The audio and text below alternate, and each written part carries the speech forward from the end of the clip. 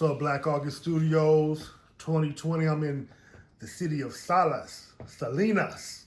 It's my first time here. I was just telling the homies it reminded me of Middle California, Bakersfield. It has that type of feel out here. But I'm with one of the favorite sons of Salinas, Israel Villa, from the mighty Villa family. There's like monumental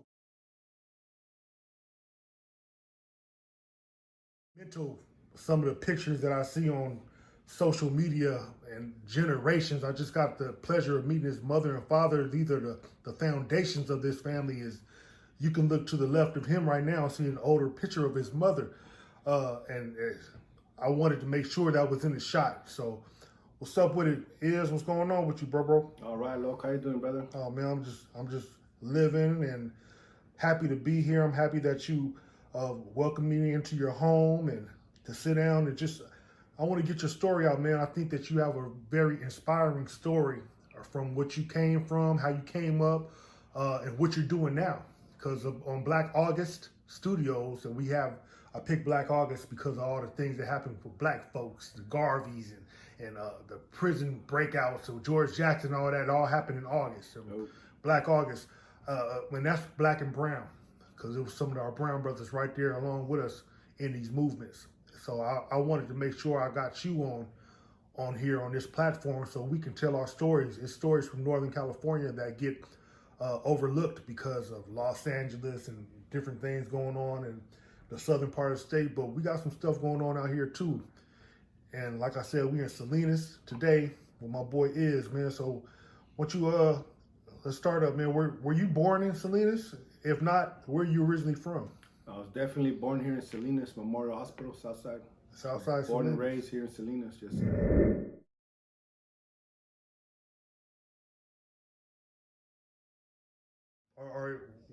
How many siblings do you have, brothers and sisters? There's four of us. I have an older sister, Sarah, younger brother, Ruben, and then the youngest is Georgie, whom you know. Okay, yes, sir. So, your father, I had the pleasure of meeting your father. Your father, was he born here also? No, my dad's from Guadalajara, Jalisco. So okay. Our story definitely starts with his courage, his migration, sacrifice to come over here when he was, I believe, 16, 17 years old. Okay. Had already lost his parents. Wow. Was the second oldest of his siblings. So, volunteered to come, drop out of school, work, come over here, work in the fields, save some money. Sent for one of his older siblings. They both worked in the field, saved some money until all of them came. And I want to say it's five siblings as well. Is that right? And my mom, she's from Harlingen, Texas. Oh. So a lot of raza, especially during the summers, especially there in that era, used to migrate to come work in the fields, strawberry fields. Okay. So her family, they used to come every summer to work in the strawberry fields when they were little kids and teens. So they actually met here in the Salabo in the field, in the strawberry fields. That's how they met, fell in love, and hence our roots are here.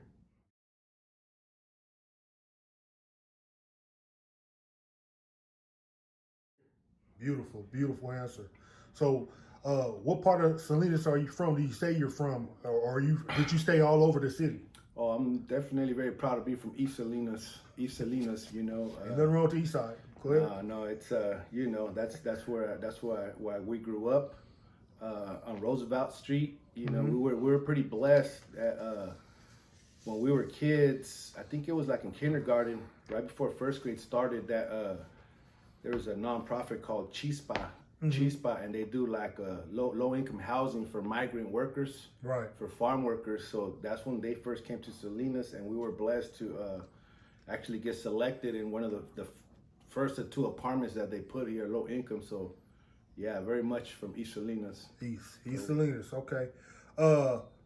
From your earliest memories as a youth, can you tell me what Salinas was like from your perspective, the people, the places, and the whole vibe of the city? And this is you as a youngster looking at how it is. As a youngster,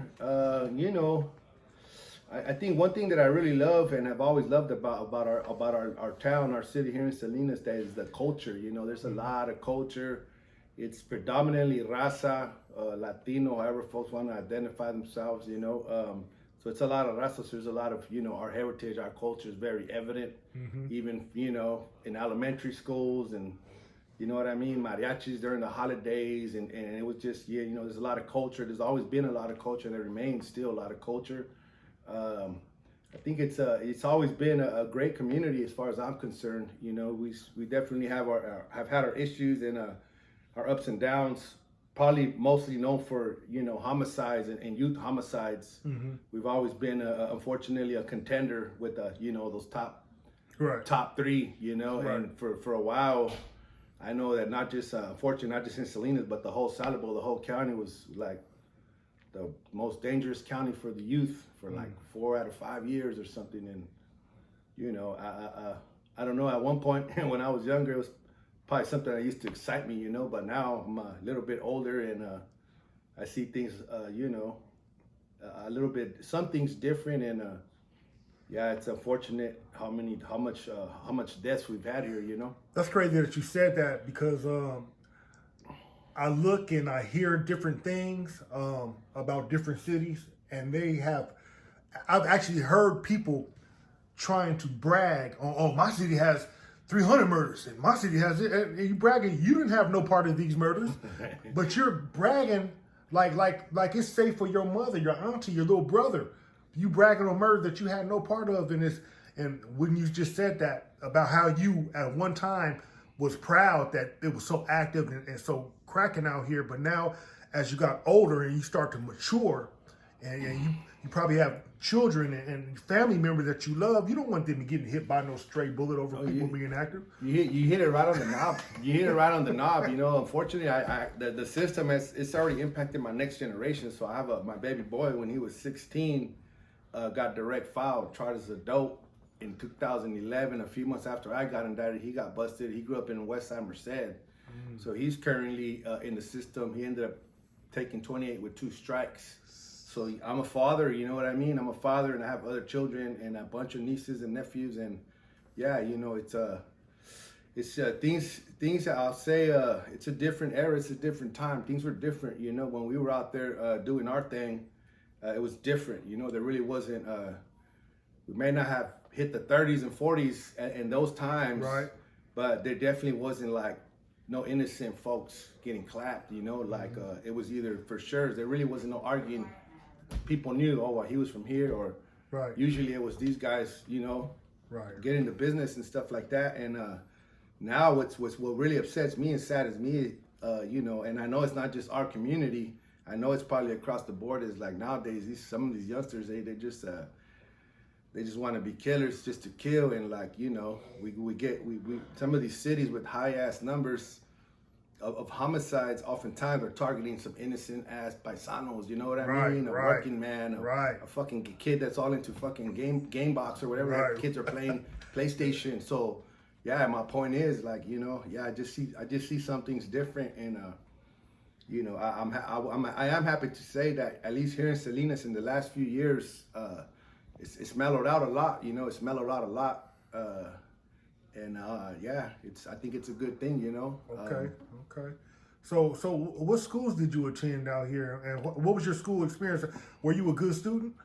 I was actually a GATE student, bro. I've always school never really been a challenge. Gifted and talented education? That's what they said, bro. So I went to as a kid, my elementary. I'm a Sherwood Shark, so we're related. That's right, Shark. I'm a Sherwood Shark. Tiburon, how you say it? Tiburon. Yeah, bro. I went to Sherwood Elementary in the east side for like 1st to 5th grade, and then in 6th grade I kind of did a little bit of traveling. I went to quite a few schools in 6th grade. Okay. I was already kind of started getting in trouble and bounced around. Hey, that's the next question. I'm glad you had a segue into that. So at what point did you start to get involved with being in the streets? Because your mom and your father, it seems like you had a real strong family background. When I was growing up, I grew up with a single mother, and we would look at some of our homies, the few homies that we had that had both parents in the home and they were married. We used to call it the Huxtable. It's a blessing. And it's a blessing. And we so much wanted that in our lives, and the people that had it didn't understand what they had. Nor appreciate. Or appreciate it. So you having such a strong family background with those two great people that sitting in the other room that gave you an example, what made you start to go the other way? Yeah, I mean, I've had a lot of time. I've had a lot of time to think about this. You know, unfortunately, I've done a lot of time incarcerated. So I've sat in a lot of cells. A lot of times, you know, isolated by oneself, and so I've done a lot of thinking, reflecting, and I mean, I really don't have that excuse like the rest of our apartments. Like I said, it was low income migrant housing. So what we all had in common is we was poor. Our folks worked in the fields, Right. and if you don't know, the field, our esteemed field workers are part of the lowest paid folks in this messed up country. You know, like yeah, I think the last I heard they probably get about average of 15, 20 racks a year or something. So anyways, we were all poor. But again, you're right. I had both my parents, very great, good, hardworking family.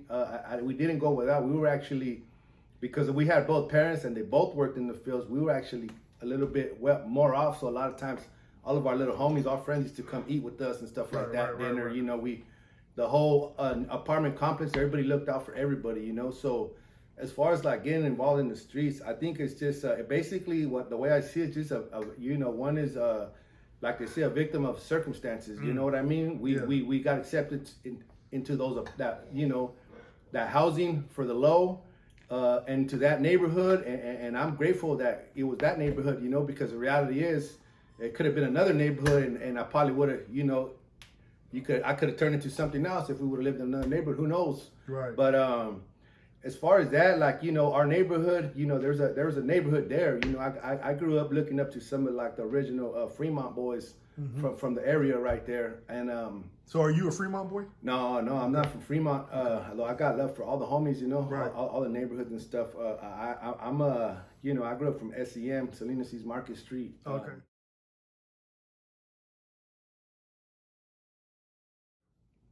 And yeah, like as far as when or what, it's like, I'll be honest, we was very young, looking up to the other guys in the neighborhood and wanting to be like them. You know what I mean? From what I seen from these gentlemen, like I didn't see them in a negative light. I didn't see them really doing bad or harm to our neighborhood. Right. If anything, I really seen them taking care of our neighborhood, you know, protecting our neighborhood and the neighbors, you know what I mean? For example, anytime, you know, sometimes, you know, it might be a homeless person trying to, or somebody just, you know, walking around trying to look into cars. Right. The homies will roll them up. Hey, what the hell you doing? Where you from? What are you doing here? You know, anytime that freaking, the grua, the tow truck came into the apartments, they start hollering, and you see the same, you know, neighborhood watch run and tell the senora, hey, the grua is here. You know what I mean? Right. So again, I mean, I just, so I started in my head. I thought I was a little homie as early as I was like 5th grade and stuff. You know, 5th, 6th grade. I was already trying to, you know, I thought I was this or that. You know, Right. I thought I was from, you know, supposedly us claiming and stuff like that. Right. You know, I got a couple little dots that I did like in 6th grade on my hand. You know, trying to be cool, trying to be tough. You know what I mean? But Right.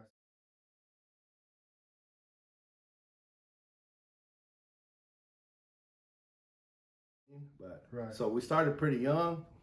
And yeah, you know, just looking up to the homies, you know, and then like in middle school, when I went to 7th grade, one of my good homies he got smacked, he got killed. His name was Ruben Morphine, baby gangster from Fremont, and that definitely had an impact and a trajectory in my life. You know what I mean? That was one of my partners from like 1st grade to 7th grade, and we were young, and they took a kid, you know, they took one of my homies, so. Right. Like they say, the rest is history. You know what I mean? We kind of, you know, now again a little bit older and haven't been out now and trying to, you know, work on myself and better myself. You know, I know that when people say hurt people, that's just hella real. Right. You know, that's the madness. But So Salinas East Market Street. So the history of that coming to be. Was it just a bunch of y'all youngsters growing up together, or was it already predetermined and established? No, I'll be honest. Like I'm not really trying to get into like all that too much of that stuff, because you know it just gets tricky, and then you know you got media and shit trying to attack people. You know what I mean? But what I would say, like, this is definitely before my time. Like, our neighborhood, I've heard different versions, but as early as the 50s and the 60s, before Vietnam, the raza was hanging out, and it's called, it's still there. It's a fruit stand right on the corner of Market and Madera, 500 block of East Market Street, the fruteria. And I think after Vietnam and folks coming back in the 70s, it's what I understand is when they actually formalized and the fruit stand gang was born in the 70s. Oh, okay. So yeah, and So then so you just it's been generations. branches, Yeah, it's been Right. generations of the neighborhood. Okay. And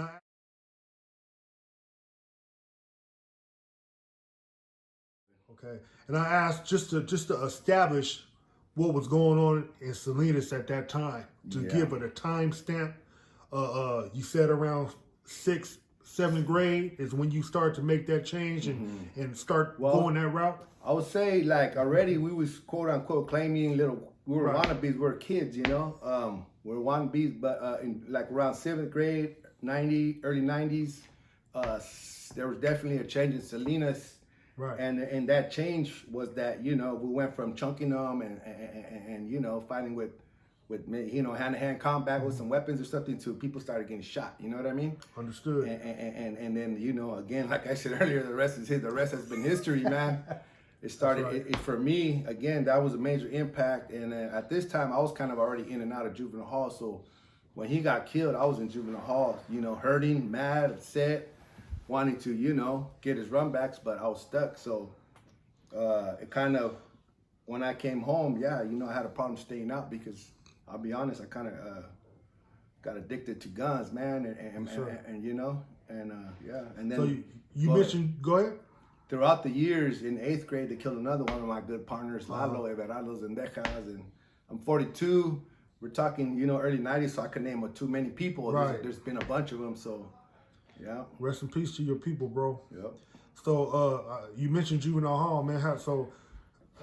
Have you been incarcerated before? I know you've been in the youth authority, obviously juvenile hall. Have you been in prison also? Yeah, unfortunately, I pretty much touched every level of their madness. You know, every level of that fucked up system. I was in and out of juvenile hall. They sent me to group homes. I went to Hawaii. I went to the state eventually, and then the last time I was in federals, I went to the feds. I've been out now 6.5 years. I discharged the federal about 2 years ago.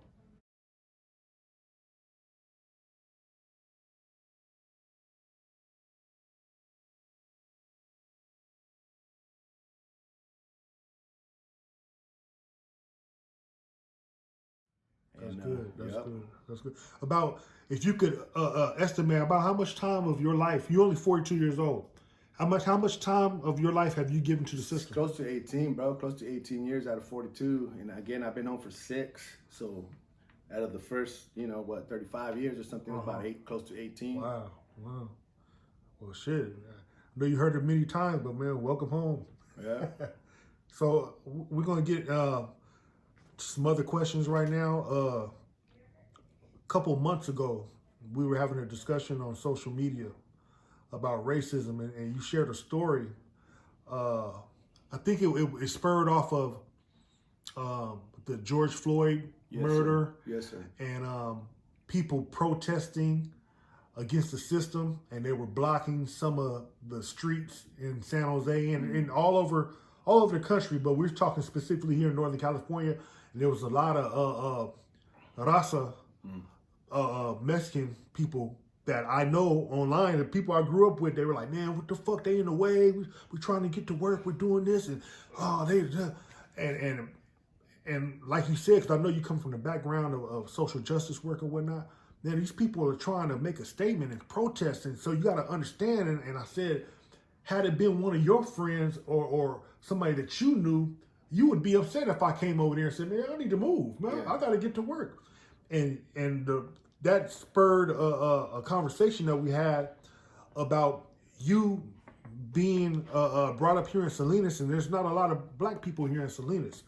And I think the word that you used, where you were prejudiced, you were racist, you had some kind of preconceived notion about black people, it's not because of, I don't know if what you were told, but you not having proximity to black people. And I just want you to go into that, because I know you shared some words that were shared many times on Facebook when you talked about it. And I was wondering if you can go into that right now. Sure.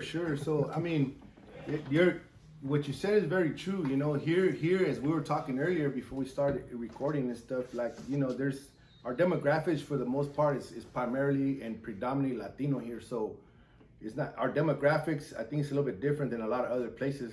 You know, we don't really have a lot of other quote unquote gangs or like you know, like there's like a couple of Crip homie hoods, you know what I mean? And there's Northerners and there's Southerners, and that's the extent of of pretty much what's right here. We don't really have sangres or, you know, a whole neighborhood of brothers, African brothers, or this or that.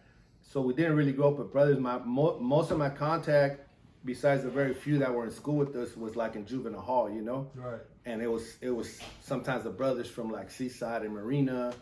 And when they at times were at odds with the brothers from Salinas. Mm-hmm. So they had issues. So we in juvenile hall, you know, everybody wants to be tough, everybody wants to be the toughest, and everybody wants to be hard. That's the environment, right? So we used to, you know, we used to back the homies up from Salinas, the Crips, you know, like, nah, you guys got problems with them, well, you got problems with us. So there used to be like conflicts and stuff. And then going into the systems, if you don't know, if anybody that's been there knows that they very much racially segregate us, you know what I mean? Right. They segregate us, you know, and also throughout my experience in the system in YA, you know, we was always real cool. In my experience with a lot of the Crip homies from up north, you know, right. A lot of the Crip homies from up north were riding with us, and vice versa. And it wasn't always peaches and cream. We had our incidents against each other too. It's YA, you know. Right. But my point is that I think there was like when you know, when you go to battle with somebody and somebody goes to battle with you, you're gonna earn a level of love for that person and admiration. You know what I mean? Right. And the reality is, some of these brothers they were getting off with us, so I got close to them. And then you go to prison. It's still very much segregated. But one thing that's you know, it's always been common is that we always share the same side of the yard. You know what I mean? Right. It's the brothers and the homies on this side, and the Usos and the others, and then the other folks are on the other side. You know what I mean? So we're connected. And again, there's not that it's always been peaches and cream. There's been incidents between the African brothers and the homies in there too. You know. Right. But for the most part, yes, I didn't really go up with brothers. I was a point in my time where I was very much racist, very much ignorant, and more than anything, out of ignorance. You know, out of ignorance. Fast forward to the current, you know, and then also understanding just throughout my years of incarceration and being oppressed, right along with my African brothers, you know what I mean? It's like we have a common foe, you know, I know that it ain't each other, you know what I mean? It's this whole entire punishment system that's basically was created to have us enslaved, to have us oppressed. So we have this, again, common oppressors. And then fast forward to more to the what you were mentioning about my post and this, you know, the tragedy of George Floyd's homicide, assassination by these pigs. It's like that. Here in Salinas, we've had multiple Latinos killed. They killed like 4 or 5. I think it was in 2016 or something like that, right? So we're familiar with that type of trauma in our community, but the only thing is that unfortunately, the Latino man and even a young lady who these cowards killed last year here in Salinas, like their shit didn't go platinum, it didn't go viral. Nobody knows, but we know how that pain feels, you know? Right. So again, when I seen that, you know, I was very much, that's triggering to me. And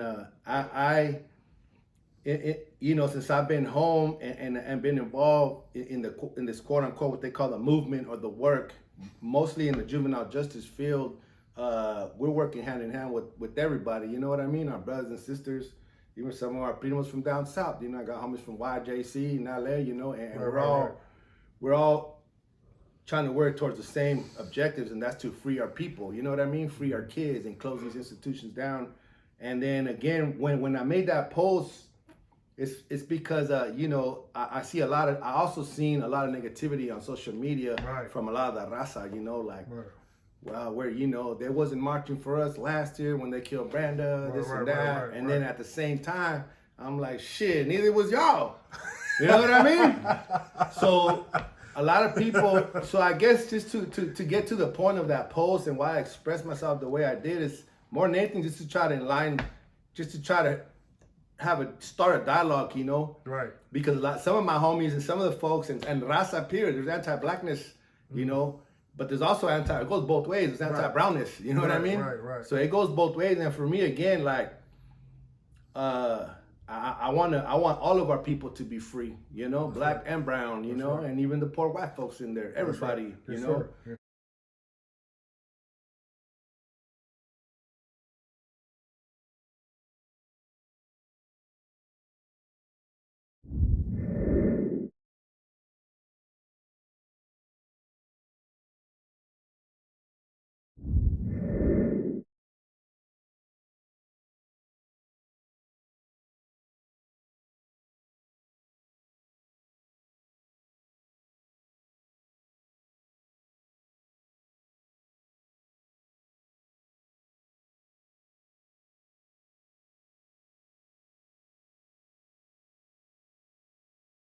So yeah, I was hoping to, you know, create dialogue and try to hopefully enlighten or at least start some conversations around why it's important to work hand in hand, right? To be in solidarity and to show up for each other, and that's what I've been doing. We actually helped start Black and Brown Monterey County Black and Brown Solidarity Coalition here in Monterey County, Right. And we actually during that time we marched from East Salas to Seaside, bro, 14 miles. We marched for George Floyd, for Black Lives Matter, but then also for all of our victims across the fucking state, across the nation, you know? That's much respect, man. I thank you for that dialogue that you put out there, man. And not only was it courageous, you taught a lot of people that were sitting on the sidelines just watching and spectating because like I shared with you, I seen them sharing that on their pages and putting it out there, man. So thank you for that, man. That's deep. The next question we talked about in the garage a minute ago, Salinas. Do you feel that Salinas gets its just due, its respect, or do you feel that is it overshadowed by some of the bigger cities around here? Nah, I honestly, yeah, I don't. I've always been one where credit don't really matter, you know. We're all one, but as far as a lack of credit, now I think on the contrary, I feel we're very much. I think the Salad Bowl is very much respected, you know, in and out of the system, yeah, I don't think we're overshadowed. I mean, shit, I wish that, you know, we were undershadowed and let the federal attention, you know, maybe go somewhere else, but yeah, I don't feel that we're undershadowed or anything. Did Salinas used to carry the 408 area code? We're definitely old school 408. Okay, so were there any issues when it went to 831? Because like I'll be looking at Oakland, all the Bay Area used to be 415 at one time, and then when it broke off into the 510, some of the youngsters went 510. Yeah, I don't really remember no issues, but I know we was clowning hella homies in juvenile hall because some of the homies had 408 and shit, you know. So we was like, hey, what you gonna do now? You know, you're gonna have to cover that shit up. But yeah, I don't remember no like significant conflicts or anything like that over it. Yes, sir. So as a 42 years old, was one of the older homies for your era. Thanks. What differences or trends do you see going on nowadays that were not tolerated or not commonplace in your era? I know for when I was growing up, and I'm 45, our dress code was like 501s, white tees, baseball caps. But now I see dudes with skinny jeans on, sagging. I remember a couple years ago they had the little bathing apes. If we would have caught you with like a lavender, purple, yellow hoodie on, you probably would have got your ass whooped. You know what I'm saying? But nowadays it's like that's accepted. It's the tight pants, as long as you have a Gucci belt on and you looking real funny, listen to that weird old rap. And I was just wondering from your perspective, what differences do you see now?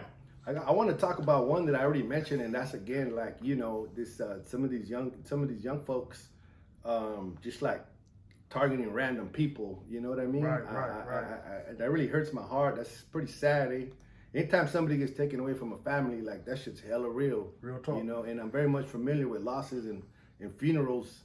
So I've seen a bunch of moms cry for their sons and stuff like that. So just again, like these little dudes, they're trying to be gangsters or whatever they want to call themselves, or it's like shit. You need to if that's what the path that you want to be on, then goddamn, you better do your homework. You better ensure that I don't really want to promote violence, right? It's not what I'm trying to do, but I mean, shit, do your homework, be real, because giving innocent people a death penalty or death sentence is not righteous at all.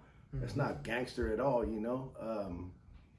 I highly disagree with that. That's not right, If in fact that's what you are, you're gang banging, well, goddamn, well then, get your bang on if that's what you're gonna do. But ensure that at least hey, nobody deserves to die, but at least let it be one of your foes, opposition. That's one. Another thing that really been fucking with me, man, is these young kids. A lot of these young folks are off these pills, bro.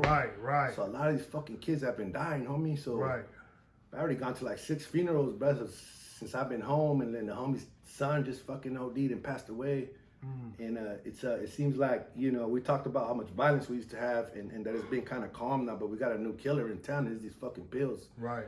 These youngsters are, I don't know, man, they like this lean, and I don't know, Xannies, and I don't know what the hell else, but like they're basically being suicidal and shit, man. I don't think that's too gangster either, So I'm trying to figure out what kind of solutions we can bring to at least to those who we can, who will listen, because that's a fucked up fad, but this again, man, these kids are not waking up, they're taking pills and they're not waking up. That's a lot of the entertainment industry and the media is perpetuating that and making that cool and highlighting that, and they are following suit to that. So it's on some of the people. It should be on all the community to try to teach a better way and lead by example. So I'm right there with you, because it's just amazing some of the things that I see that, like I said, were not tolerated. I seen something online the other day that everything that when I was growing up, everything that we looked down on, like being a dope fiend and being a snitch, it's celebrated now. You know what I'm saying? That's what you got to be. It's celebrated. So it's just backwards. That's scripture. Yeah. Really, in biblical scripture, make evil fair seem. Yeah, I think another thing, like as far as like messaging, or since we're hopefully some of these young folks get a chance to watch this, is like, think about what you're doing, man. Think about what you're doing, trying to get into these lifestyles and stuff. Right. Especially with our population, or whatever you want to call it, because it's not a game. I know it's not a game, and the reality is most folks don't even make it in the long run. There's not a lot of 40-year-old cholos out here. You know what I mean? It's not all peaches and cream. It's not for everybody, and it's a cold game. It's a cold game again. If you are really out there, playing with pistols and stuff like that, it's like only one mistake, you're gonna get life. You're gonna get life, and like the reality is, it's a killer snitch. You know what I mean? Throughout history, all day. Your hardest homie could be a snitch. Straight up. Once he gets caught, never been caught. Once he gets caught, you're fighting life, or you find a death penalty. These cats spill the beans, so be very careful, man. And honestly, I would even encourage you just to like. Well, the other way, think about what you want in life, and whatever that looks like, or what your hopes your parents would have gave you or done for you, and recreate, because man, not too much good is gonna come from the street lifestyle, or from banging or trapping or whatever. Yes, sir. Whatever you want to get into, it doesn't lead to anything good usually. So I'm looking at these questions, man, and just in your responses, man, you answered a lot of it. You answered the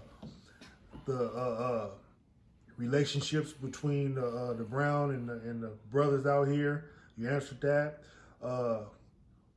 Just knowing what's going on here in Salinas is like every other place here up north, as far as are the Northerners and the Southerners, so we ain't really got to go deep into that. We know that's been a conflict all over the state, well, the northern part of the state. But I wanted to go back to geographic. Being in this area, you have like cities like Seaside, Monterey, I think Pacific Grove's out here, Sand City. Were there any tension between those cities with Salinas? Nah, well, I'll be honest. Like the way the Salad Bowl is, we got like South County, which is like after Salinas, you'll hit like Gonzales, Soledad, Greenfield, King City, and then you'll just hit hella like fields, right? That's like the South County, and then you kind of got the Salinas, would be like the bigger city, like the you know, where like everything's at for a lot of the stuff for the counties here in Salinas. Okay. And then you got the peninsula, which would be like Marina, Seaside, and then it gets like the rich folks, Monterey, Carmel, Pacific Grove. So I don't think we've definitely never had no issues with Pacific Grove or Carmel. so this area here in Salinas, yeah. Do they have an area here that's more well-to-do? Or do you have to go? I mean, our South Salinas is pretty nice, bro. Okay. It's pretty nice. Like, there's a lot of Salinas is nice, bro. Like, there's this the media just continues to fuel like, oh, these fucking gangs and this and that, you know. Even right now in a time where I think there might be like 5 homicides this year, 6 maybe. Right. And I don't even know if any are gang related. Last year there was 8 and only 1 was suspected of gang related. So 7 domestics. So even at a time when shit's actually calm and you know, there's whatever's happening is happening, they continue to still fuel that same narrative to keep the public scared. And I feel that it's because they wanted to continue to keep our people scared so that they can continue to take all the freaking money, you know, the budgets, like they're needed. But for the most part, one thing that we're kind of blessed here in our, as far as like with the homies, is like, for the most part, everything's always been copacetic. It's not like other places there, you know, like right here, the homies ain't gonna sit here like, you know, try to get into it with each other, or it's not gonna be tolerated, you know what I mean? Right. So in that aspect, I feel like we've always been blessed, you know what I mean? Right. Yeah. So we spoke a little bit earlier about your family, the Villa family. And we spoke about your siblings, and you gave a real profound history of the meeting of your mother and father and how you all came to be. So I look at the Villa family, when I think of Salinas, I think of your family. You know what I mean? And the institution that you guys, the demonstration y'all put down out here. So I wanted to give I've been looking at your post, man. So a little boxer dude out here, man. That's my nephew, Ruben. That's your nephew. Yeah, Team Villa right here. That's my nephew. Okay, I just want to give him some shine on here.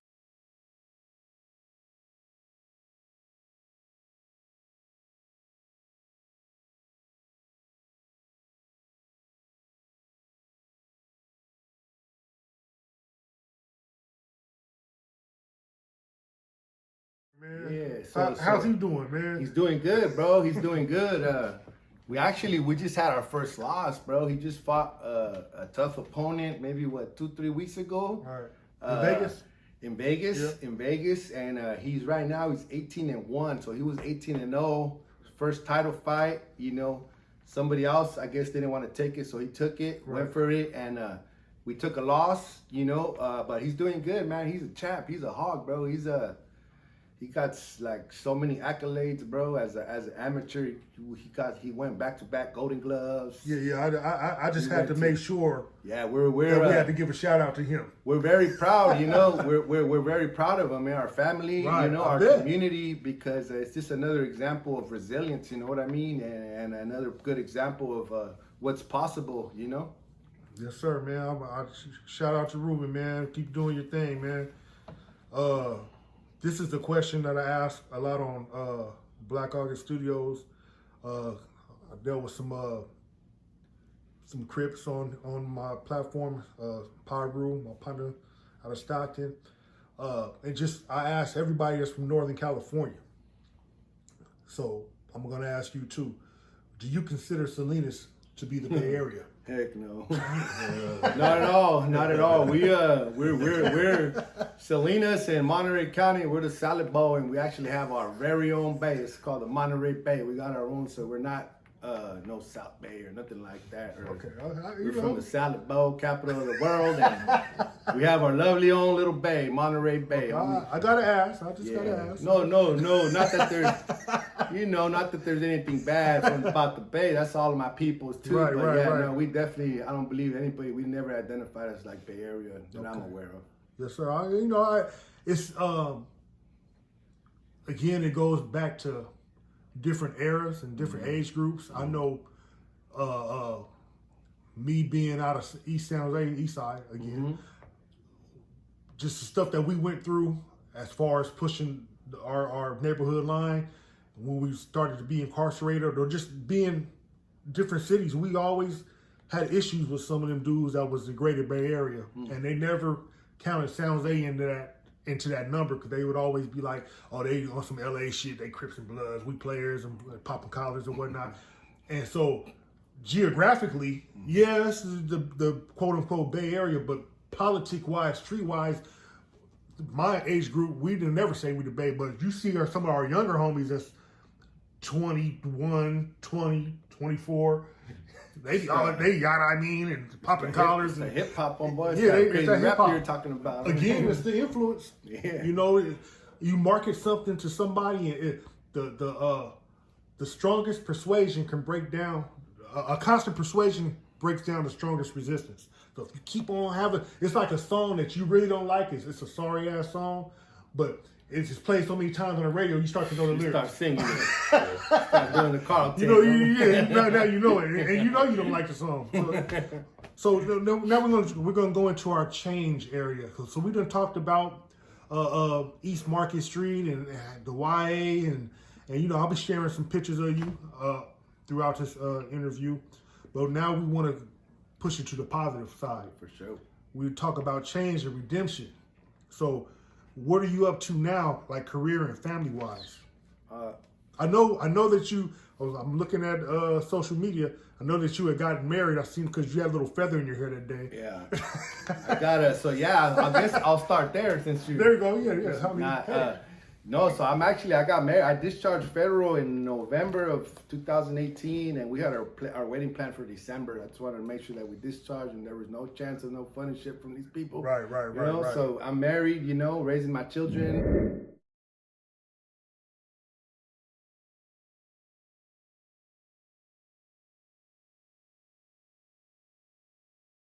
That's what's up. My family getting ready to relocate. We're ready to wait after the new year to be buy a home. So we'll be hopefully in the near future homeowners. That's good.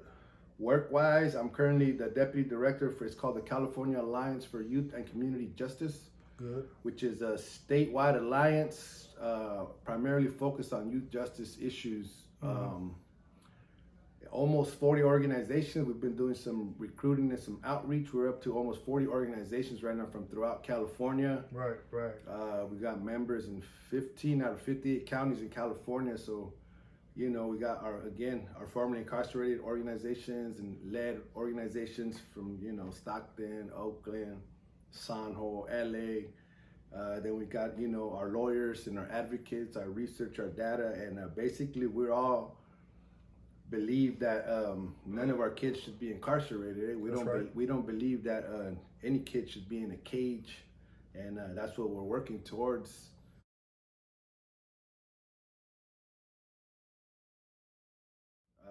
Just recently, we actually just got a huge victory that I've been blessed to be a part of, and that was the governor signed SB 823, and to close down CYA, what they call DJJ now. Right. So in the future, in about hopefully within 5-6 years, we're not going to have to worry about our kids being sent to a state prison here in California or being hurt or further traumatized. So that's a huge victory. We've been putting it down, man, since I've been home. This our adversary, our work, what the people call our work. It's been a blessing. It's definitely been redeeming. I've been involved in passing numerous legislative bills some proud ones. Some that I'm most proud of, for example, would be like a SB 1391, whereas California can no longer try 14 and 15-year-olds as adults. We stopped that. You know, it used to be 14 and up, that throw them away forever. You know, and that ain't right. You know, we helped pass another law. I forget the name, man. It gets complicated with all the names, SBs and ABs and all the numbers. But we helped pass another law a couple years ago to make a minimum age of 12 of when a kid can be arrested in California. Wow. So that means prior to that, there was no minimum age, right? So what we found out from doing a little bit of research, at least here in our county, between like, I think it was from 95 to 2015, there was like almost 500 kids that went to juvenile hall between the ages of 6 and 11, including like 3 6-year-olds. Wow. So juvenile. Can't even imagine that, bro. That shit sounds nuts, doesn't it? You know, I've been involved in that. I mean, I was involved in, we were highly involved in the passage of Prop 57. We collected a shitload of signatures, and that was quite the experience. And what was the Prop 57? Yeah. What that one did, it took the power away from the district attorneys to what they call direct file. Right. Direct file basically means if a youngster gets caught for a 707B offense, you know, the most heinous murders, rapes, this and that. By the time that youngster goes to arraignment, within 3 days, the district attorney before used to have the power to make a decision to direct file and charge him as an adult, or to keep him in the what they call the youth justice system, which we know ain't just at all. So that power was direct file. So now, because of Prop 57, the DA can no longer has that power to decide. Now it has to go in front of a judge like it used to be, and there has to be a process and criteria and so on and so forth. And then Prop 57 also helped a lot of the adult population because it allowed CDC to afford further good time, work time credits for programming. For, you know, you could earn more time now because of Prop 57. So if you get a GED, you get a diploma, you participate in the self-help groups, so folks could earn more time now. So that was another huge one. And yeah, that's some of the state ones, state victories. That's what's up. We've also done a little bit of ass kicking on the local front too, eh? For example, there's I'm not sure if you're aware or not, but there's like a national push to end visits in jail, man. It's a lot of these other states. Some of these other states are now starting to incorporate video visitation, but as the only option, you know. So our scumbag sheriffs try to pull a fast one and try to take our visits, and we were made aware, you know, that we organized, we mobilized, and we parked them, eh? So now they implemented video visitation, but it's in addition to everything else. Everything else had to stay, and we got video visitation. That's what's up. So I think that's a good example of some like local community organizing. And then we also, when I say we, it's a collaborative, you know, other nonprofits, parents, the youth. Shout out to our youth. We got there's a lot of movement. There's a lot of positive movement, a lot of civic engagement. There's a lot of, you know, young and the community really looking at, you know, our city councils and our board of supervisors. And I'm really excited about this voting day, this election, at least on the local front.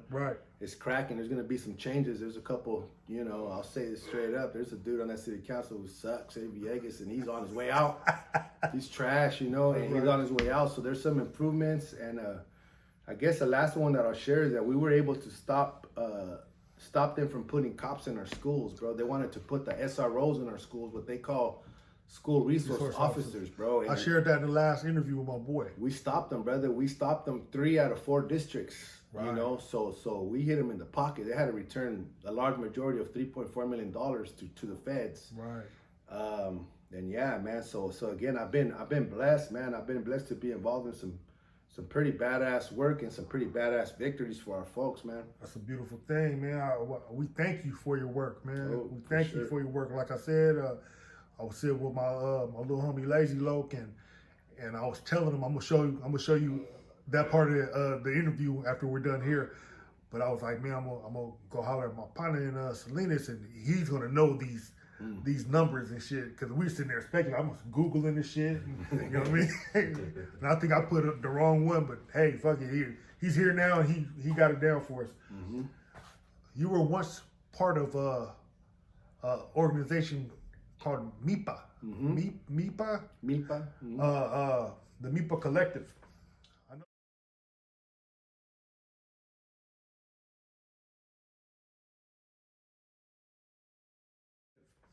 I know there was some controversy that took place, and it was covered by the local media because I seen it. You know, it made its rounds around the nonprofit world that that do Israel, and it came out. And then we're live outside the Teamsters Hall in East Salinas, where that news conference wrapped up a short while ago. And today, MIPA leadership announcing they plan to bring in an outside agency to investigate its organization and its operations.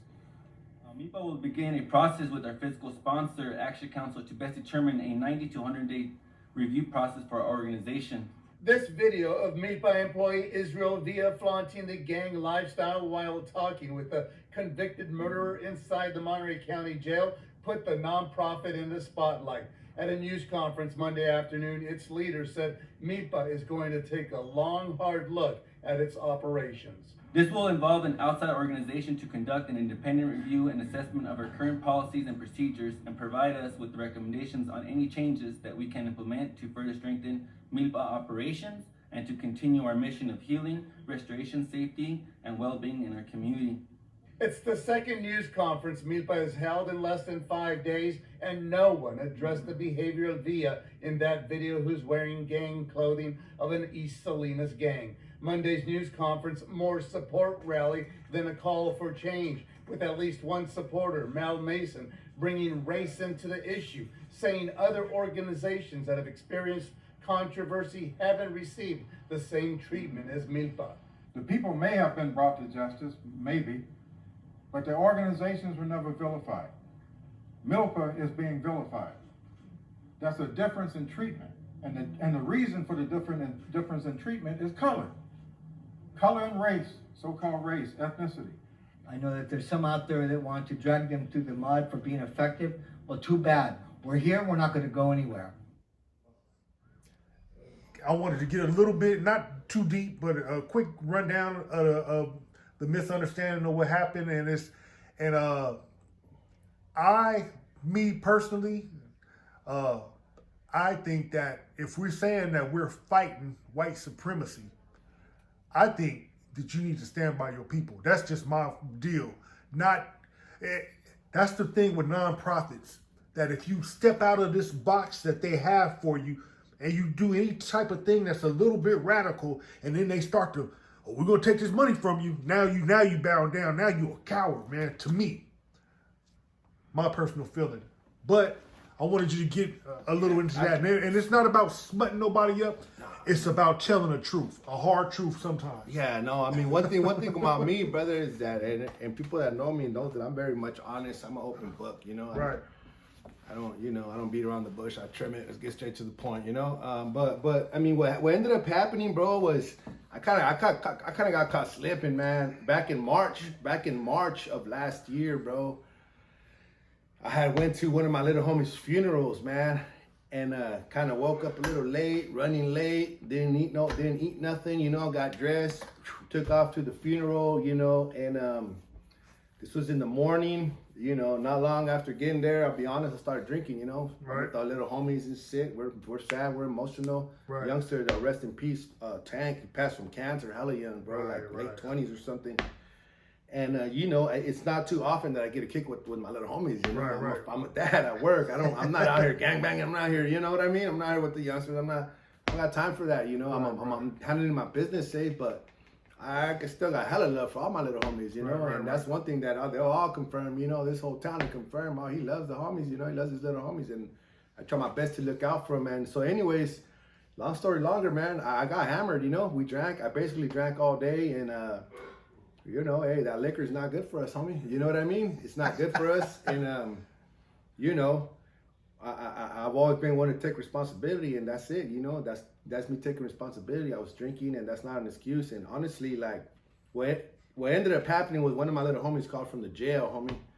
He called from the jail on one of those little video visit type things. Right. But he called one of the other little homies, and they're just passing the phone around. Right. You know, I ain't seen the youngster like in 3 days, and he's like in 3 years, he's fighting a hot one. Right. So I haven't seen him in years. And I'm just walking by, and they're like, hey, there's Cholo. And I turn around, I see his big old head right there, and I'm like, man, what's up? And that video, that's what came out. All the youngster came out of me, you know what I mean? Right. You know, through my little neighborhood, and, Right. you know, made a little gesture of off with their heads. And Right. so that was in March. In October, you know, way months later, what ended up happening was that, from my understanding, is what that I guess the sheriffs leaked it to the media or told the media, hey, you guys should do a PRA, a Public Records Request Act on Villa. There's this video. Right. He's threatening such and such. So these cowards, they got it and like try to flip it like if I was threatening the little homie or something. Right. But it's you know, again, like it was I slipped, you know what I mean? Right. Ain't nobody perfect, and I'm not trying to be perfect. I'm never gonna be perfect. I've never tried to be perfect, you know. At the end of the day, what I could say, bro, like I've been home for 6.5 years. That alone is a big ass accomplishment for me. Straight up. You know, I've been involved in so much. You know, I can go on and on about the positive things that I've done or been involved in. Right. And in 6 years, you know, as far as in the negativity, that's the gist of it, is that little dumb video, you know, which again, they try to switch it up, you know, saying that I was threatening, and then they try to take it further and put a PRA on everybody over there, Right. and then try to come after the whole org. And at the end of the day, and I and my community, for the large part, at least the community, the members of my community that matter to me, Right. they all know what it was about. You know what I mean? Right, We right. stopped them from putting the cops in the schools. Straight up. They were trying to fight for a raise. They lost. These marranos, they're like those hungry hippos, bro. These law enforcement stakeholders, they don't get fooled, man. They always want more and more, you know. And this, again, before that video was released, the Salinas Police Union was trying to push for a 25% raise in the next 3 years. When these guys already get 45%, they already almost get half. Right. Like, we didn't even have to organize. There was no way they was gonna get that. That was a win-win. So anyways, after that is when that video was released. So I know that, you know, hey, they wanted to pull the rug from me, and they did it, you know, locally for a little bit. You know, they wanted to take that organization down because we were the only ones that were, I'm not gonna say the only ones. I will say that I was basically leading all of the charges, homie. I was leading the charge. Very Trying to take the vocal, head, right. protesting, you know what I mean? Calling them out for what it is, Right. Unapologetically, you know? And that's what it was, you know what I mean? They wanted to disrupt it, they wanted to cause division, and at the end of the day, they got what they wanted, you know?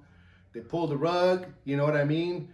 I'll say this, you know, I feel, you know, I felt played. I felt very much played because shit, you know, the reality is, I know that I helped take that org on another level, and I know that I was basically leading all of the campaigns. Straight up.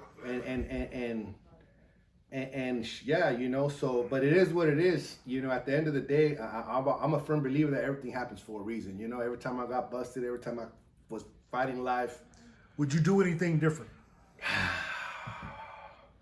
Honestly, I don't think so, bro, because I mean, as far as the whole experience, do I wish I never went to Milpa? Nah, because I also got to give them credit because they really helped me, bro. Like, I cannot take that part away. Like, you know, for one, it's just the fact of giving me a freaking job. Right. I got quite a record, you know what I mean? And my indictment, federal one, was my first dope case. I don't catch dope cases. I never caught, you know, dirties. Right. I was, you know, I used to gangbang, man. So my tits all violent, you know, so it's hard to get interviews. I couldn't even, I tried coming home, trying to go to Walmart's, and, you know, they was messing with me.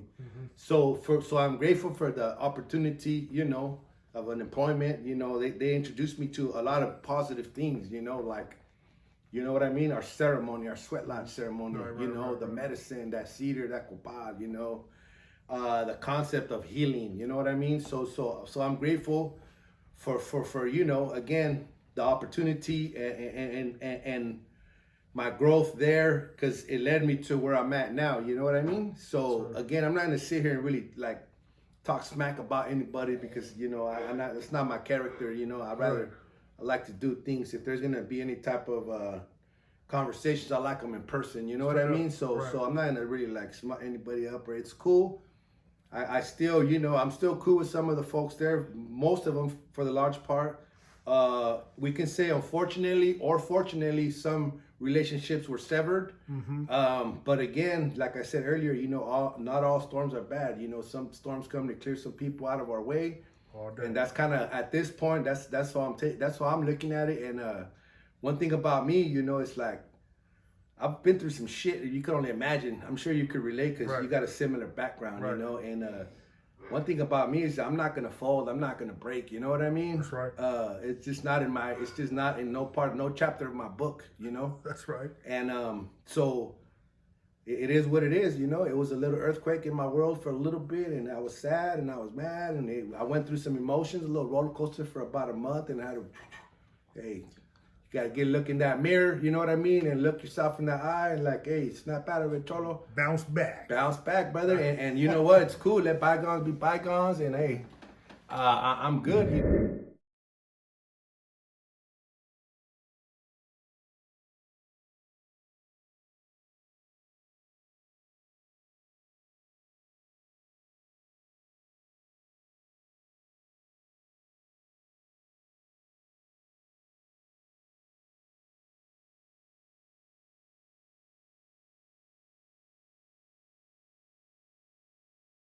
I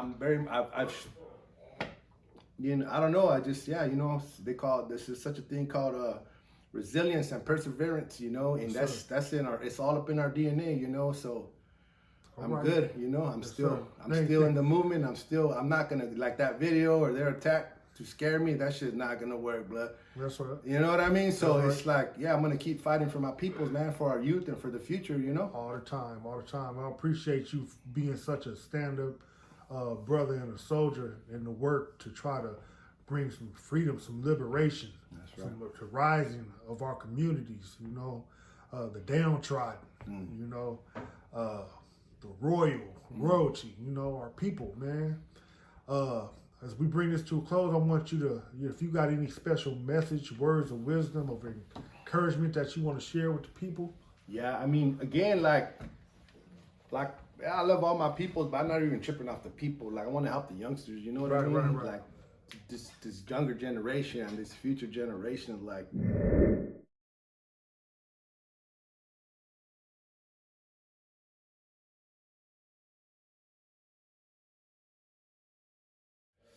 I think I know there's a lot of us stepping up and trying to help, you know what I mean?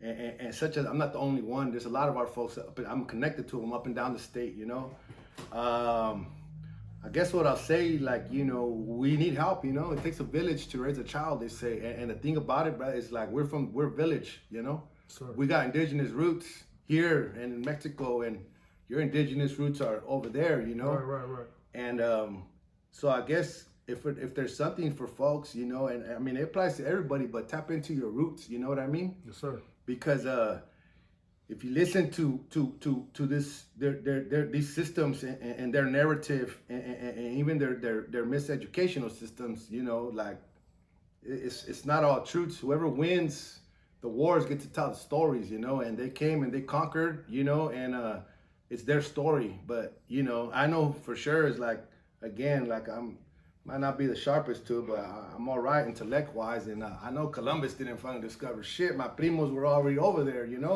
Straight up. And I know my ancestors, they say a bunch of things about my ancestors, that they were heathens and the devil, mongrels, all kinds of crazy stuff. But in all reality, if you take an ethnic studies class, you do your own work, especially researching your roots, what you're gonna find out is, our ancestors were fucking great. Right. You know what I mean? What fucked up in the world that these people got lost and landed over here. Right, you know what I mean? Right. What was fucked up is that instead of embracing and helping them, they should have slaughtered them. They should have smacked them upon arrival, because they disrupted the whole world. Colonization is what it is. Yes, and so tap into your roots again, man, because they told me a whole bunch of shit my whole life. Right. You ain't shit, and you're gonna die, and you're gonna die in the streets, or You know, some of these pigs tell me they're gonna kill me and this and that. You know, we've had all kinds of interesting conversations Right. and messaging from these system players and, you know, these people in juvenile halls telling us we weren't shit and we ain't gonna be shit. But like I said, man, from doing my own readings and understanding and loving my culture, I know the truth, you know, like, nah, actually, my ancestors are great, so therefore I'm great. And if our ancestors are great, then we're destined for greatness. We just got to tap into it, you know what I mean? That's what's up. So the point is that culture, man. You got to tap into your culture identity because that's who we are, you know what I mean? Yes, sir. You can't make an apple into an orange, bruh. You know what I mean? That's right. And this whole... Not even in the salad bowl. It's a salad bowl, not fruit salad. You know, but that's my message, bro. It's like, you know, I encourage folks to really tap into their culture, tap into their ancestry. Your culture identity is very important. There's a lot of medicine back there for us. You know what I mean? There's a lot of medicine. There's a lot of teachings. There's you know, the resilience of our ancestors. We're still here. They try to bury us, you know, but shit, we're seeds. Seeds. All right, man. Man, I appreciate you for taking some time out of your evening and inviting me into your home. And I thank you, man. I gotta go edit it up and make sure I put that platform out. You dropped a lot of valuable knowledge and dropped a lot of seeds that I know will inspire some of the audience, man. So thank you once again, and I appreciate you, bro. Thank you, Loc. I appreciate it. It's a true honor and a pleasure, bro. For sure. Go.